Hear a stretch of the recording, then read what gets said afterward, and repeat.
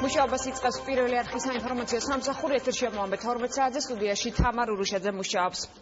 აღმოჩნდა გრაკლიანში არქეოლოგებმა ძველი წელთაღრიცხვის მე-7 საუკუნის ტაძარი, ორი საკურთხეველი და დღემდე უცნობი დამწერლობის ნიმუში იპოვეს. სპეციალისტები აცხადებენ, რომ წარწერა, რომელიც საკურთხეველზე ყველაზე ადრეულია და საქართველოში დამწერლობის გამოყენების 2700 წლის ისტორიას ცხადყოფს.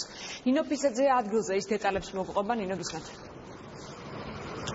უნიკალური აღმოჩენა გრაკლიანის გორაზე საქართველოში დამწერლობის გამოყენების 2700 წლის ისტორიას ადასტურებს. აქედან გამომდინარე საკმაოდ მნიშვნელოვანია ის სამუშაოები, რომლებსაც არქეოლოგები აქ აწარმოებენ. არქეოლოგიური კვლევის პროცესში თავდაპირველად აქ აღმოჩნდა ძველწელთაღრიცხვის მე-7 საუკუნის ტაძარი, ორი საკურთხეველი და საკურთხევლის პოცდამენზე დღემდე უცნობი დამწერლობის ერთსტრიქონიანი წარწერა.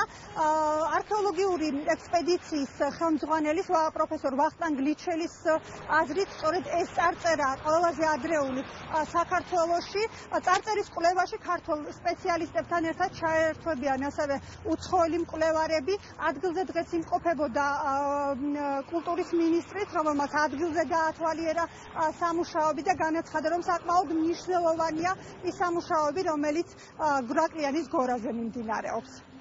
დღემდე უცნობი დამწერლობის ერთსტრიქონიანი წარწერა, ბუნებრივია ამ წარწერის გაშიფრაზე ჯერ ადრეა საუბარი, ამას შეიძლება ძალიან დიდი ხანი დაჭირდეს, თუმცა თავად ეს ფაქტი, რომელიც საქართველოს დამწერლობის გამოყენების 2700 წლიან ისტორიას ცხადყოფს, უაღრესად მნიშვნელოვანი არის და მე ვფიქრობ და დარწმუნებული ვარ, რომ არა მხოლოდ საქართველოს მასშტაბით, არამედ მთელი მსოფლიოს მასშტაბით ძალიან დიდი ინტერესი გამოიწვევს.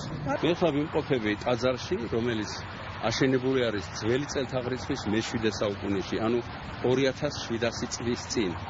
ამ ტაძარში არის ორი საკურთხეველი აგებული, ერთი საკურთხეველი არის დასავლეთით და ამ საკურთხეველზე არის კუთხეში რამოდენიმე ასო, ანუ წარწერის ერთი ნაწილი და რაც მთავარია, ამ ტაძრის ცენტრალურ ნაწილში საკურთხევლის პოსტამენტზე, აი მე გაჩვენებთ, აი ეს არის, აი ამ საკურთხევლის პოსტამენტზე არის ამოკვეთილი შესანიშნავად შესრულებული ერთსტრიქონიანი წარწერა, რაც იმისი დასტურია, რომ საქართველოს ტერიტორიაზე დამწერლობის ისტორია იწყება 2700 წლის წინ.